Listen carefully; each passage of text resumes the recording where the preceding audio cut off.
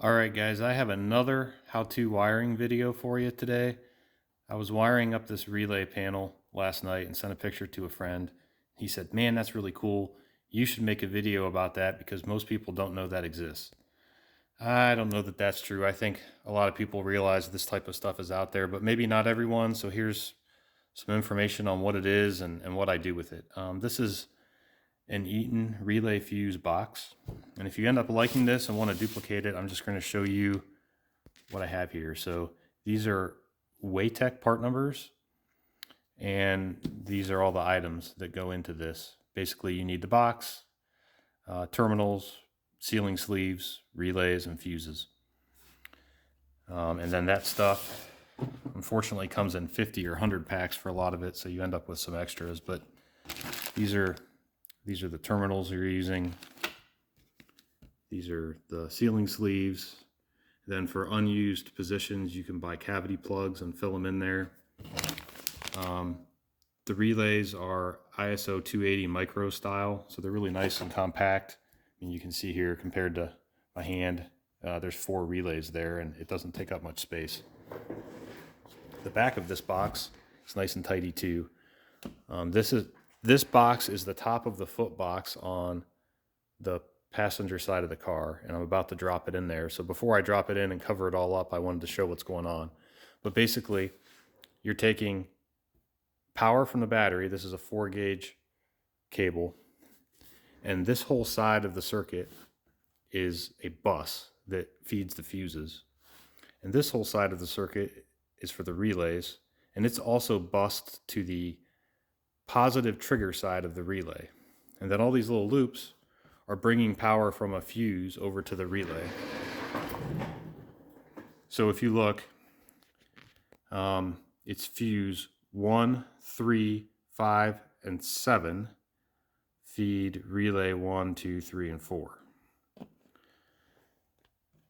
What I'm doing with this box and why I have it in the car in addition to a harness is because most cars have an ignition switch.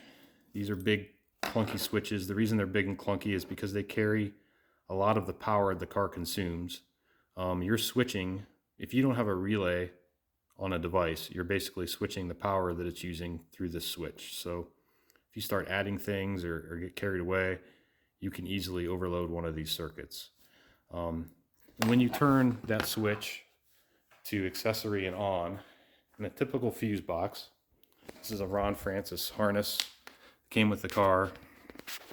Everyone's seen these. There's basically 3 branches here. You have a branch that's powered directly to the battery. So this stuff is always on, regardless of if the key is even in the ignition. And then you have a branch that's powered in the accessory position, and then when the car is running.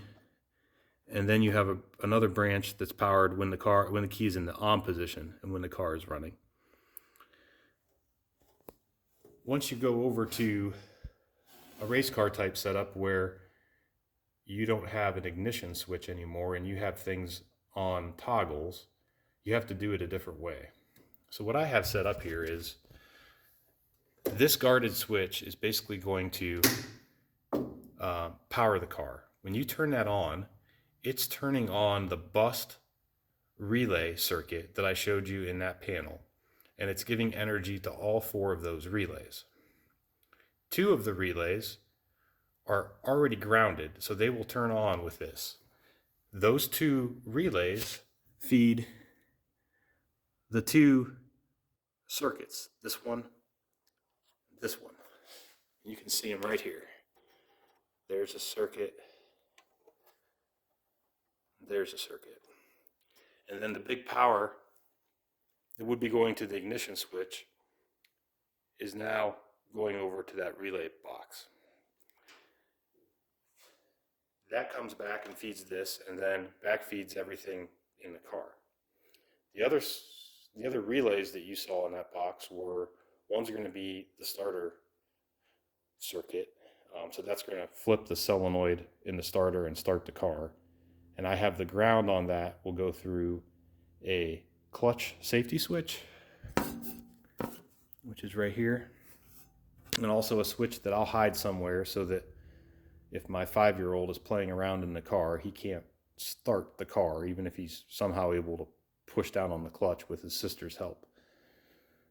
And then the other circuit is going to be for the engine oil cooler, which is here, and that will just be on a toggle.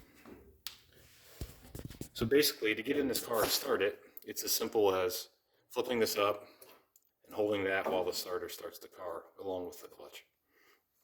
And then one of these is going to be a cooling fan override. The next one will be my engine oil cooler. And then my USB output over here will be on its own switch, so I can turn it on and off if I want to. And then these are, right now they're nothing, but I plan to add some driver cooling, whether it be fans blowing on me in the car, or a helmet cooling, or a cool shirt, something like that. So I have a couple circuits that are going to be open. And then over there, I can't reach it from here, but that's the high-low for the dimmer and my turn signal, because there's no stalk on the car. And that far push button would be the horn. So that's what I have set up here. This ends up, as you see it sitting there, it has a nice cover for it. Cover box is right there. And this will go right here in the car.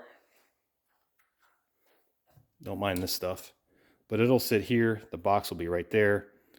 Wiring will loop through and come out. My 4-gauge will go to this battery post that I already made another video about, and then everything else will get wired up as I talked about. So, hope that helps someone. Have a good day.